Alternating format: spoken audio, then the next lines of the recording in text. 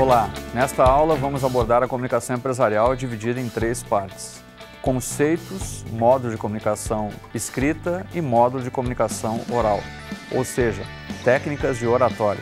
Mas por que um gestor deve ter noção de comunicação empresarial? Porque em torno de 80% do que ele faz durante o expediente tem relação com isso. Escreve e-mails e comentários para a mídia, ofícios para repartições públicas, cartas comerciais, conversa com outros gestores e subordinados, participa de reuniões, vai a clientes, recebe fornecedores, faz parceria com instituições de ensino e o governo. Enfim, saber comunicar-se no meio empresarial é uma das principais características da função de comando. O trabalho de comunicação deve integrar todos os departamentos. O que se faz numa área precisa ser divulgado às demais, para que todos tenham consciência das ações e das atividades. A informação organiza a ação e reduz incertezas. Uma das técnicas da comunicação é repetir. Talvez de brincadeira ou, quem sabe, para se defender de acusações, o escritor inglês Oscar Wilde disse que uma mentira 1000 vezes repetida se transforma em verdade. Na comunicação também é assim, e podemos usar esse conhecimento ao nosso favor. Ter competência é importante, mas saber comunicá-la vale mais. E existem 2 formas de comunicação, a verbal e a não verbal. Quanto à primeira, vamos estudá-la na produção de texto e na oratória. O que pensar da segunda? Tem a ver com a nossa aparência, ou com a comunicação que transmitimos por meio dela. Não interessando a via a ser utilizada para se comunicar, o importante é ter respeito por quem receberá a mensagem. Dessa forma, não se deve fazer um tom de ameaça. Na opinião de Chiavenato, a comunicação pode ser influenciada pela cognição, percepção, motivação e ideologia. Quanto ao primeiro item, discordamos do autor. Preferimos Gardner e suas inteligências múltiplas. Conforme esse psicólogo, todos são inteligentes, portanto não apresentam dificuldades cognitivas.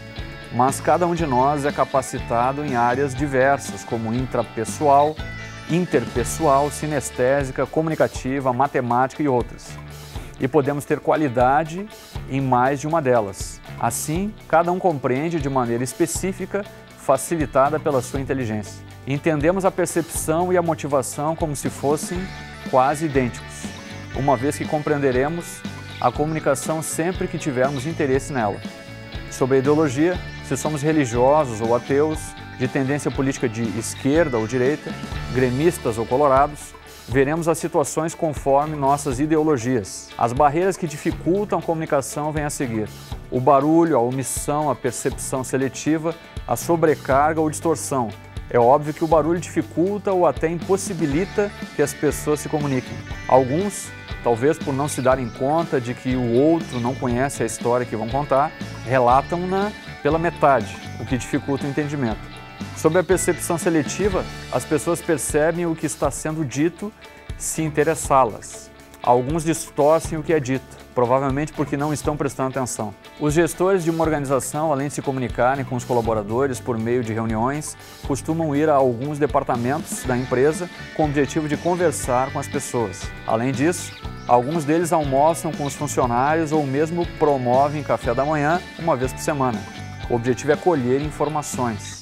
Há 3 tipos de comunicação: descendente, ascendente e horizontal. Na descendente, os gestores transmitem objetivos e estratégias, passam instruções, dão retorno e procuram motivar o grupo. Na comunicação horizontal, os colaboradores conversam entre si para solucionar problemas. A comunicação ascendente é quando a pessoa entra em contato com o superior. Todos os profissionais ao longo da sua carreira vão participar de reuniões e alguns, talvez por serem jovens e terem pouca experiência, ainda se sentem nervosos em situações como essa. As reuniões servem para transmitir informação, fazer consultas, tomar decisões, solucionar problemas e motivar. Com o tempo, as pessoas vão se acostumar e não sentirão embaraço. O endomarketing são as estratégias por meio das quais os gestores procuram se relacionar melhor com os seus funcionários. Luiz Roberto Dias de Mello resolveu pesquisar como se dava a comunicação nos mais variados modelos administrativos.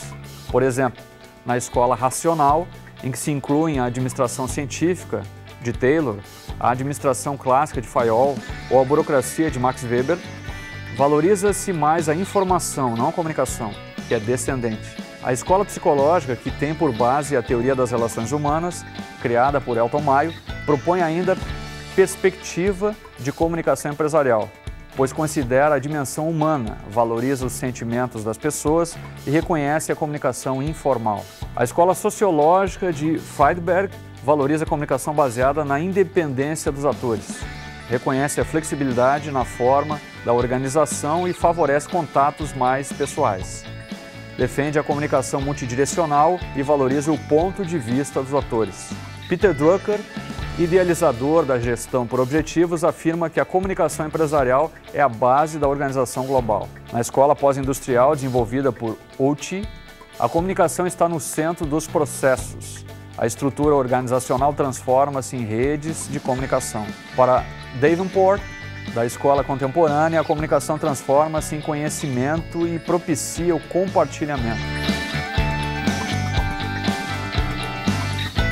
Para se escrever um artigo científico que será importante em toda a vida acadêmica do estudante de graduação, o trabalho será mais facilitado se o aluno primeiro desenvolver um projeto de pesquisa. Conforme as normas universitárias, as etapas são escolha do tema com que se vai trabalhar, justificar o porquê de tê-lo escolhido, formulação do problema, ou seja, fazer uma pergunta que será respondida com a pesquisa, estabelecer os objetivos da pesquisa, definir que metodologia será utilizada, revisar a literatura a respeito do tema, isto é, ler artigos de outras pessoas que já estudaram o assunto. Nesse momento, o estudante deverá copiar a ideia de outra pessoa que escreveu a respeito do seu tema e trazer para o seu artigo, mas com as devidas normas de citação acadêmica. Sugiro que preste atenção no manual da cadeira que trata das citações. Em seguida, você fará a coleta de dados da pesquisa, que pode ser feita com base em entrevistas ou leitura de livros e artigos. Analise os resultados e, por fim, redija o artigo científico, sempre o adequando às normas da ABNT. Sobre as normas da ABNT, é melhor dar uma olhada nos desenhos de páginas prontas que inseri no manual da cadeira. Acho que as informações ficarão mais claras. O artigo jornalístico também é estruturado com introdução, desenvolvimento e conclusão, como se fosse uma redação de colégio. A diferença se encontra na introdução, que deve conter o tema, de que forma a pessoa vai desenvolvê-lo, e uma contextualização e por que ele é importante. No desenvolvimento, cada parágrafo deve trabalhar uma ideia, e a conclusão é o fechamento natural das ideias. Se o autor está indo numa direção, deve apenas segui-la. Uma dica: leia artigos de qualquer colunista da Zero Hora para que tenham uma noção de como se faz, porque eles são os melhores. O release nada mais é senão uma matéria de jornal escrita por empresário ou jornalista contratado para ser assessor de imprensa. Sua função é divulgar produtos, serviços ou a marca gratuitamente. Segue a técnica da pirâmide invertida e o primeiro parágrafo, que se chama lead, procura responder às 6 perguntas: que, quem, onde, quando, como e porquê. Leia o primeiro parágrafo de qualquer matéria da Zero Hora e procure identificar as respostas dessas 6 perguntas. A resenha faz resumo crítico sobre obras, filmes, peças de teatro e outros.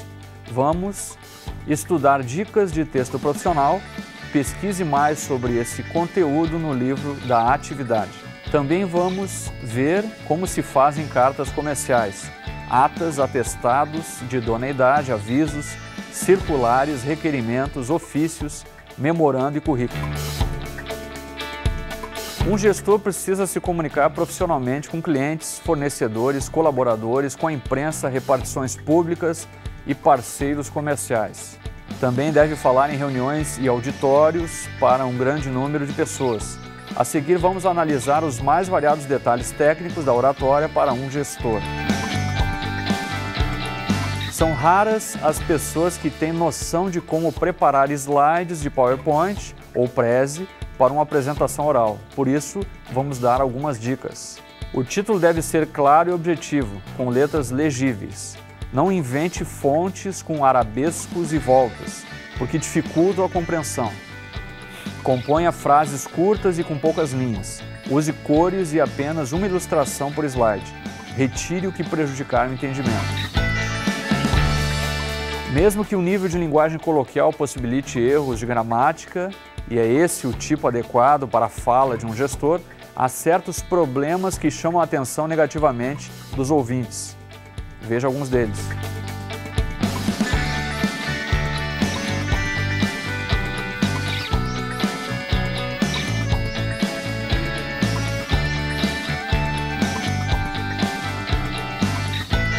Uma fala com humor agrada mais as pessoas, porém há detalhes a se levar em consideração. Não se limite às palavras, use expressão corporal, a inflexão da voz, a pausa e evite a vulgaridade. Piada boa é nova, nunca velha. Só use o humor ligado ao assunto. Faça com que o humor pareça nascer no momento da apresentação. Prefira humor a partir da circunstância, usando fatos ou pessoas do próprio ambiente. Histórias longas é veneno para o humor. Nada de querer bancar um engraçadinho a todo tempo. Como nem sempre o humor dá resultado, esteja pronto com um plano B. Sobre falar em público, a naturalidade é a melhor regra. Não confie na memória, leve um roteiro. E o PowerPoint serve exatamente para isso. Não para ler os slides, afinal a plateia geralmente é alfabetizada. Use linguagem correta, mas não seja pedante, colocando em todos os verbos da segunda pessoa do singular os seus apropriados S's. Saiba quem são os ouvintes. Gerentes e diretores têm excelente compreensão das coisas e percebem quando não estás bem preparado. Algumas pessoas se ofendem por nada. Tenha começo, meio e fim. No início, explique aonde pretende chegar, qual é o objetivo da palestra. Desenvolva-a e atinja as conclusões pertinentes. Tenha a postura correta, profissional. Não agrida ninguém, não deboche nem fale mal dos outros. Não se vista com decotes ou roupas apertadas ou muito curtas. O objetivo é chamar a atenção para o conteúdo, não para o seu corpo. Prepare-se para falar, estude o máximo, leia. No momento da fala, use recursos audiovisuais. Saiba o que irá dizer no início, porque às vezes, principalmente para um iniciante, essa é a parte mais complicada. Segure uma caneta, porque isso dá segurança para alguns. Não se precipite. Cumprimente cada um se o grupo de espectadores for pequeno. Não tente se lembrar da apresentação momentos antes de começá-la, porque isso pode deixá-lo nervoso. Talvez o melhor seja fazer como os orientais, que procuram não pensar na situação. Fuja das conversas aborrecidas, porque isso pode te desestabilizar mentalmente. Não faça da sua apresentação uma novidade. Treine-a para si. Cuidado com os cacoetes, né, tá, tipo assim, ok, no caso, entre outros.